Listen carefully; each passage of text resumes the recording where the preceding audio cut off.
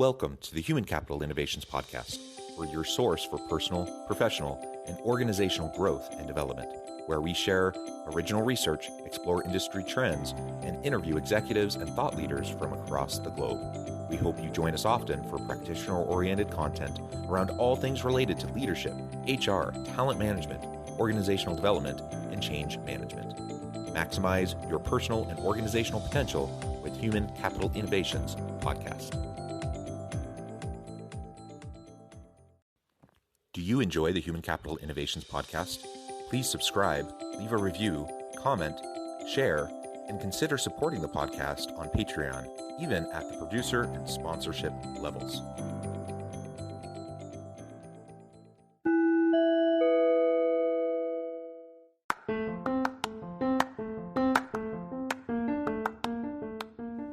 Welcome to the Human Capital Innovations Podcast. In this HCI podcast episode, I talk with Masha Malka about the unlimited potential of the human mind.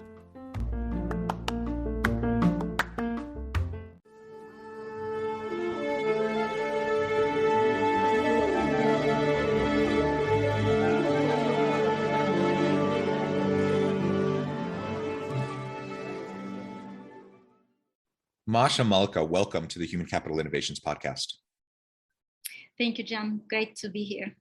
It is great to be with you today. You're joining us from Spain. I'm south of Salt Lake City in Utah. So there's a bit of a time difference, morning for me, evening for you. And today we're going to be talking about a really important and fun topic, the unlimited potential of the human mind. Now clearly that has a lot of potential for individual conversation, conversation about the individual and how we can tap into that potential. But it also is really important to consider as we are leaders within organizations, as we lead teams, because we're trying to help everyone on our team unlock their full potential and work effectively together, recognizing that different people have different complementary skill sets and competencies. And so this is going to be just a really fun conversation as we explore all of this together. As we get started, I wanted to share Masha's bio with everybody.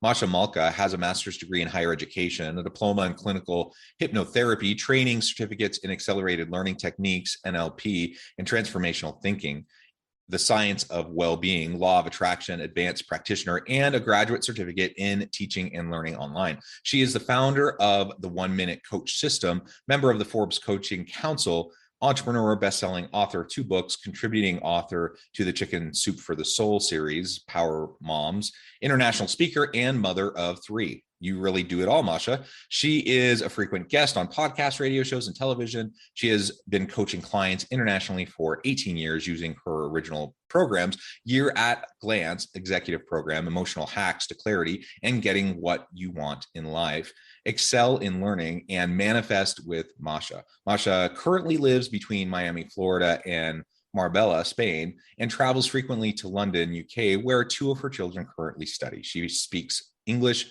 Russian, and Spanish, and competes professionally in ballroom Latin dance.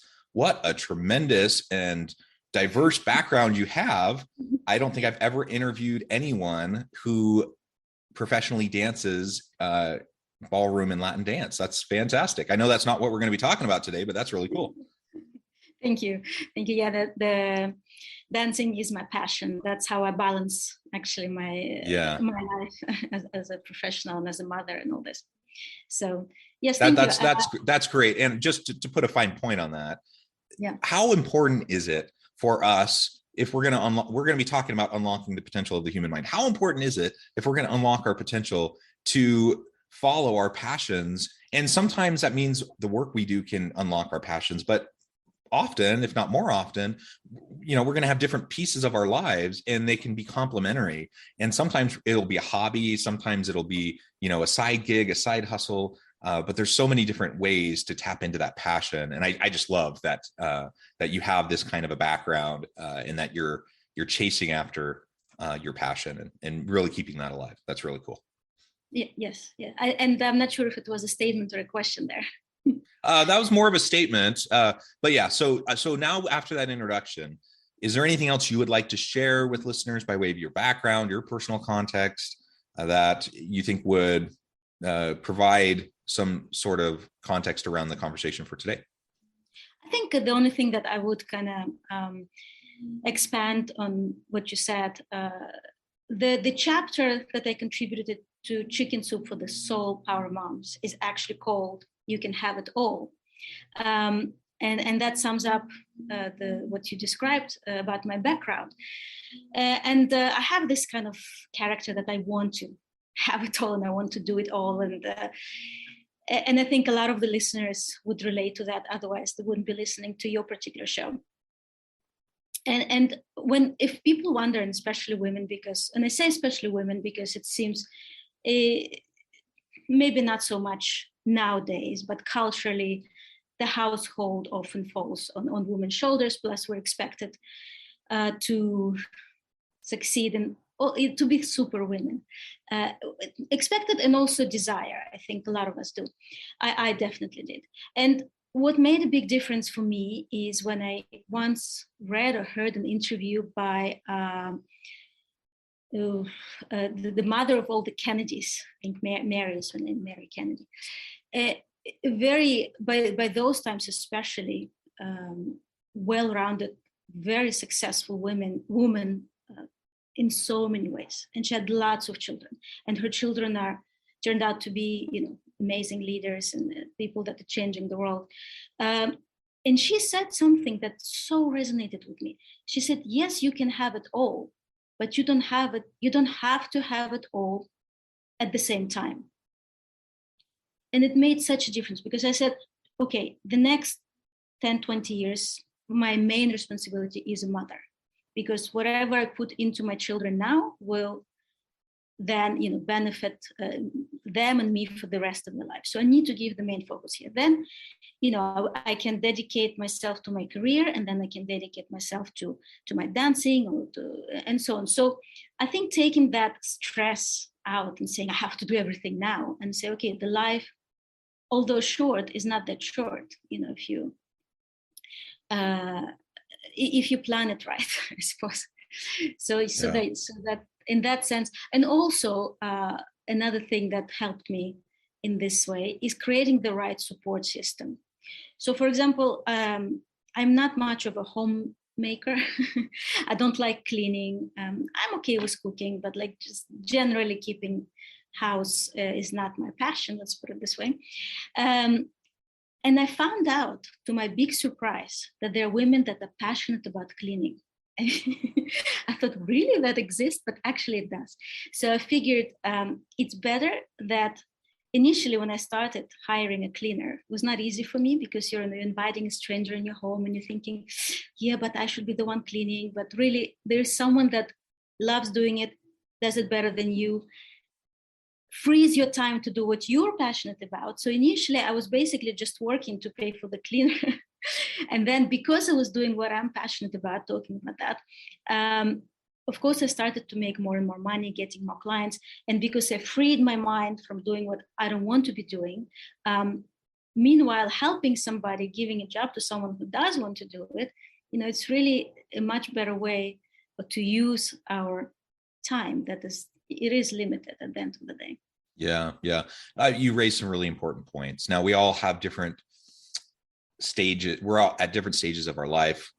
Things ebb and flow in terms of our priorities and our attention and where our focus needs to be. And I'm a big advocate for people chasing down their dreams.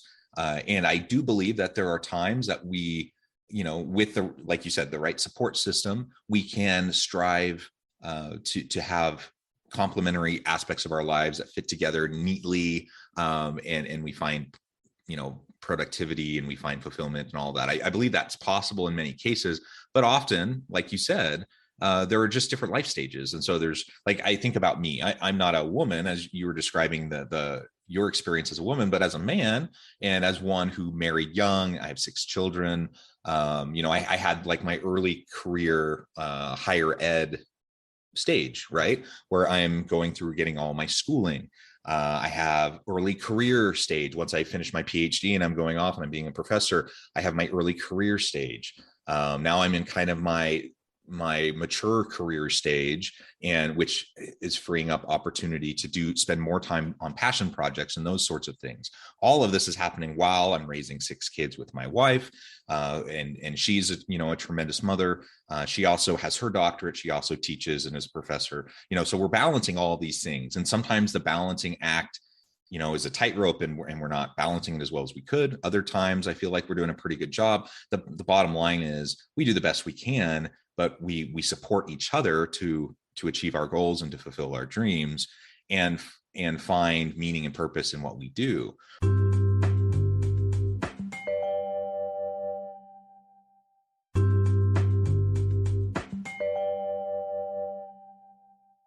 Your comment about cleaning, for example, for whatever reason, and I don't know if it's that I enjoy cleaning, maybe more it's me being compulsive, but I just kind of compulsively clean. So a lot of what ends up happening around the house in terms of cleaning, I end up usually doing the fair share of that. And that's nothing against my wife or anything like that. That's just kind of my personality, right? On the other hand, things like yard work. I hate yard work. I hate working in the yard. Now, there have been times where I'm the one who is always out mowing the lawn. I'm pulling weeds. I'm trimming the bushes. I'm doing all those things. Just because, that's the stage of life we were in. Now, I can afford to pay someone to come do that for me. And then I don't have to spend time that I could be productive doing something else that I actually enjoy, and I can have someone else do it, like you said. So I totally get what you're saying. And I love the idea that we can, in part, find our balance in these disparate pieces of our lives by not trying to be all things to all people all the time, but we can pick and choose what's most important to us at the moment, with our current life stage, and then sometimes outsource other pieces that need to get done, but maybe we don't want to do. And I think that's a perfectly acceptable way. I get the mom guilt, as you were saying, like, should I be the one cleaning? I feel bad, or whatever the thing is. I get that. That's real. I know my wife has felt that. But we can also learn to get by it and past it. And I know my wife largely has, and that's been good for her. So again, the bottom line is like everything you just said, we can have it all, quote unquote, maybe not all at once, but collectively as we go throughout our lives. And I think that's a beautiful sentiment.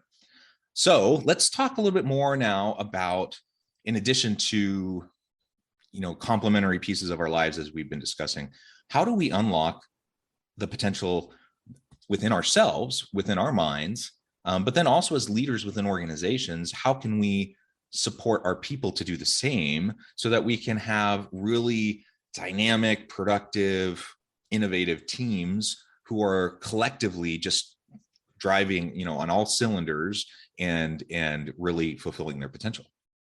I don't know if you mentioned that I've been teaching in the university. I teach leadership and mindfulness course. And I always start by saying that every leader has to be a good leader for himself or herself first. And of course, leading by example is the best way to lead. So if we, if we are not able to have a balanced life, we cannot tell others you should have a balanced life. So if we're not good at setting goals or following through, or doing with being organized, keeping our time and so on, we cannot lead others. So the first thing, of course, is to become a leader within yourself. So the same technique actually applies for yourself as they do for the company. So if you personally determine what is your purpose in life, what are your core values, what is your long-term vision, how do you set goals around that vision, how do you create an action plan, how do you manage your time, then of course the same thing goes for the company, the same thing goes for the team, within the team. And then, but of course there's the dynamic of, as you mentioned, different personalities trying to move towards the same goal. So that's where it becomes a little bit more difficult, and the alignment of all the people within that team or that company is extremely important, that everybody is on the same page, not only aligned moving towards the same vision, but also aligned between what is their personal purpose, vision, and values, and the company's purpose, vision, and values. Because if it's not compatible, it creates tension, it creates problems with an individual because they're doing something they don't really want to do. And of course, that passes with the kind of work they're doing and affects the whole morale within the company. So for the leader to understand that, I want to give an example, because I think when you have a visual, like, it's easier to understand. So imagine four people get together and they decide they want to invest in this property, they want to buy this villa, and then they want to rent it out, and the four of them want to buy it together. And so, but they cannot all go and see it at the same time. So they go all separately, and then they get together and say, what do you think? And then, so one person says, I really like it. The side, it's nice and big. The only thing is I didn't see any windows. There's just a door there. And then the other guy says, no, what are you talking about? There's two windows. There's no doors, but there's two windows. And the third one, like, which house did you go and see? You know, there's a beautiful patio with the door. No window. Well, it's like a window, but not the two windows. And the fourth one says, well, actually, all I saw was a wall, so I didn't really like it because there's no doors, no windows. So as you can imagine, they basically looked at it from different sides. They're all correct in their own way, but they only see it from one side. And this is the story that happens all the time. So people are right in their own way, but also they don't see the full picture. So to avoid conflicts within a group, it's very important to understand that rather than going head to head with somebody and trying to prove your point, that there is your truth, their truth, and actually the reality of things. And you want to keep that in mind. Sometimes maybe bring a person from the outside if there are issues. But as a leader, it's important to actually have that understanding and listen to all the sides, and then understand that this what would create a better picture and a full picture, and work together so that people feel that you value what they say. Yeah. So you highlight that we all see the world through our own set of lenses, right? We all have different perceptions of the information we're taking in, and what our senses are telling us. And it's all based on our background, our past, our upbringing, our cultural upbringing, and those sorts of things. And that's part of the value of having diverse teams, right? Is that you get to see things from different angles, but you also need to recognize, that good, honest, intelligent people, well-intentioned people can look at the same set of information, the same data, and come to vastly different conclusions. And it doesn't mean they're bad, evil, whatever. And so part of good leadership is just recognizing that, remembering that, creating a safe space where everyone can share without feeling judged or attacked or whatever, that they can really bring their true authentic self to the team, to the workplace, share their point of view in an authentic way. When as a leader we can do that I think is part of what we're able to do in terms of unlocking the potential of others. And if we can help others who may have seen it through a limited lens, if we can help them to recognize, as we're talking as a group, that if they can also recognize that, oh yeah, my perspective is valid, but it's only one perspective and it's an incomplete perspective, it's not holistic, maybe now I can revise my understanding because I'm hearing these different perspectives, and I can have a fuller picture of the reality that is in front of me. That is a major component to unlocking potential. We often get so limited. Sometimes it's by our own limiting thoughts. Sometimes it's by the limitations imposed on us by other people in the organization, in our team, or just in society. But a lot of times the limitations come simply because as human beings, we're all flawed, we're all imperfect, and we all have biases, right? And we all have our lens that limits our perspective. If we can learn to open the aperture of our mind and our understanding, then all of a sudden that helps us to unlock and have clearer vision and understanding. It helps us unlock our potential. And I as I was thinking about this in preparation for this episode, there's this Bradley Cooper movie that came out, I don't know, a decade ago or so, called Limitless. I don't know if you're familiar with this movie, but essentially he takes a pill. There's like this new high-end pill that is being researched, and somehow he gets access to it. So he takes this pill, and then it unlocks all of a sudden, instead of using a small percentage of his brain, he's using like all of his brain. He's able to like run on all cylinders.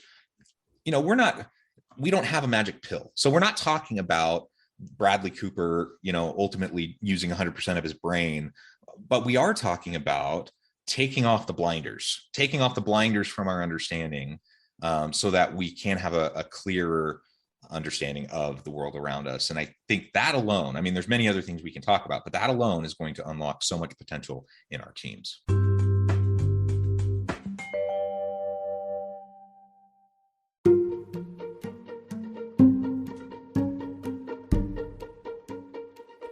Welcome to the Human Capital Innovations Academy. Courses, micro-credentials, and certificates to upskill and reskill for the future of work. All HCI Academy courses, micro-credentials, and certificates are designed, developed, and delivered by award-winning and internationally renowned scholars, educators, thought leaders, executives, and practitioners. Our courses, micro-credentials, and certificates will help you make your mark on the future of work and make an immediate impact in your organizations. Check out the HCI Academy and our many course offerings and certificates to upskill and reskill for the future of work.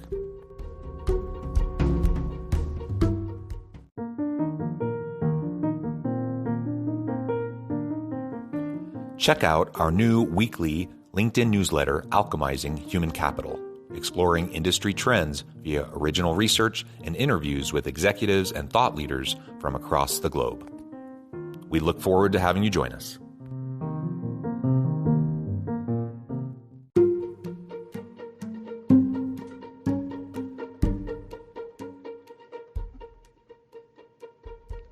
Check out Human Capital Innovations magazine, Human Capital Leadership. Human Capital Leadership is a free, interactive e-magazine with the mission to help individuals, leaders, and organizations find innovative approaches to maximize their human capital potential. We publish issues quarterly in August, November, February, and May. Take a look at the latest issue and let us know what you think.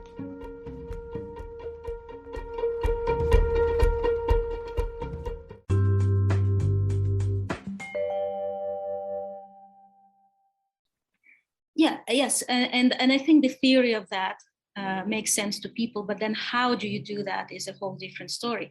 So I think if we start with actually understanding that over 95% of everything that we do, we think, the way we react, what we feel, what we expect, and what we eventually receive, 95% of it is programming, is our subconscious, is our mindset. So this is important to understand. And this creates, and I did say, our expectations of how people will react and what's going to happen. And whatever we expect, we actually then experience, proving to ourselves, oh, well, I was right. But the reason you are right is because you do live in this world. And that's fine. I'm not saying it's good or bad. It's just understanding that you live in your world. I live in my world. He lives in his world. And we all live in this perception of how things should be, again, based on our values. Values are not right or wrong. They're just like your values. This is who you are. And then the hierarchy of those values, like we can have the same top values, but then the hierarchy of those values will determine how we make our decisions. So if somebody is in your office that you really do not get along with or dislike, or something, you don't get them, it's because they live in a different kind of world. Their values are not necessarily compatible with yours. Doesn't mean they're good or bad, or you're right or wrong. It's just different. And unfortunately or fortunately, what makes a very good team is these different personalities. Because if we picked everybody who is exactly like us, we're not going to move very far, because, like, you may as well be yourself. You want to put people in the team that that create this synergy, that's this whole, that complement, that's the word I was looking for, complement each other. So somebody who's a great visionary might not be very good with minute details or little numbers, and somebody who's very good with those. with that, maybe doesn't have the ability to see the big picture. And yes, in some ways they are going to clash because they don't see the world the same way. So tolerance, acceptance, understanding, yes, we're different, but we're all moving towards the same goal, the same vision, and we're here for the same reason. And if we're not, we shouldn't be actually together. But ideally, we're there for the same reason. Within the company, within personal relationship, you stop and say, what is the intention here? Are we on the same path? Do we want the same thing? Maybe we want to get there from different directions, but at the end, when you say, listen, we want the same thing, this is always a good place to come back to. Do we want the same thing? Yes. Okay, let's find a way to get there without conflict and in the easiest, most efficient way possible. Yeah. Well said, Masha. Well, we've just scratched the surface. I mean, this is real. We've only taken a look at this topic from just a couple angles, and there's a lot of ways we can look at it. I know at the time I'm going to have to let you go here in a few minutes. So I think we'll leave it there for today. But before we close, I wanted to give you a chance to share with listeners how they can connect with you, find out more about your work, your team, and then give us the final word on the topic for today about unlocking the unlimited potential within ourselves and within our teams. Please connect with me on LinkedIn, and I will reach out back to you on specifically how I can help you. We can have actually a quick conversation. I specialize in organizational change management and helping leaders and their teams to go through change, which nowadays is very important. I also have a program designed specifically for women entrepreneurs and a separate one for men entrepreneurs. So looking forward to hearing from you, and we can connect on any social media, really. Yeah, well said, Masha. This has just been a really fun conversation. Again, we've only scratched the surface. I encourage listeners to reach out, get connected with Masha, find out more about what she can do for you, check out our programs. And as always, I hope everyone can stay healthy and safe. They can find meaning and purpose at work each and every day. And I hope you all have a great week.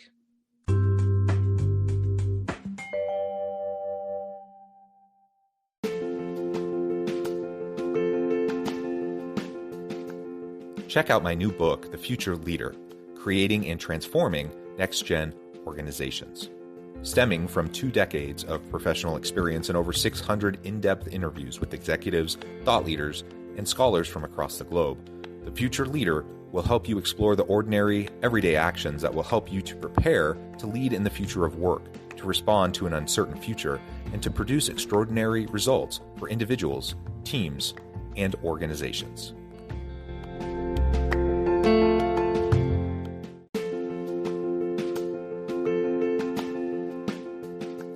Bluer Than Indigo Leadership, the journey of becoming a truly remarkable leader. Early in my adult life, I learned about an Asian proverb that translates as bluer than indigo. If you think about the color indigo, it is a brilliant, deep, and vibrant blue, what some would call the bluest of blues. To have something that is bluer than indigo is rare and truly remarkable. Contrary to popular myth, there is no one-size-fits-all or cookie-cutter approach to effective leadership. There is no silver bullet, no secret sauce, no go-to model that will solve all of your problems. The truth is, great leaders have all had their unique strengths and flaws, and have all had to discover and then pave their own distinctive path in their life's journey to fulfill their leadership potential. Bluer Than Indigo Leadership will help you discover your own path and explore those ordinary, everyday actions that will help you respond to an uncertain future and produce extraordinary results for individuals, teams, and organizations.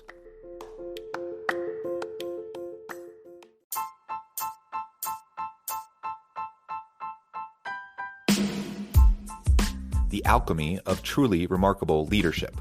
Ordinary, everyday actions that produce extraordinary results.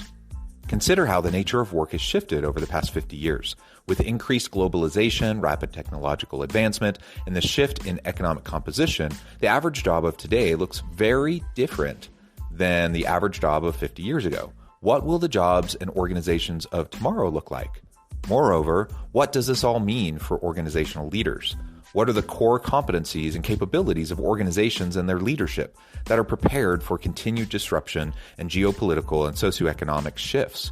Regardless of what the future holds, increasingly, leaders need to be socially minded, data-driven, decisive, champions of talent, and disruptors of the traditional notions of leadership, teams, organizations, and work.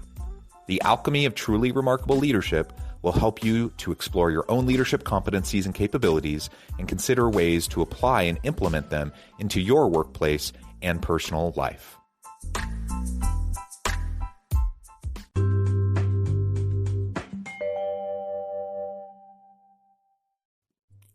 Thanks again for joining us for this episode of the Human Capital Innovations Podcast. I hope you stay healthy and safe and that you have a great week.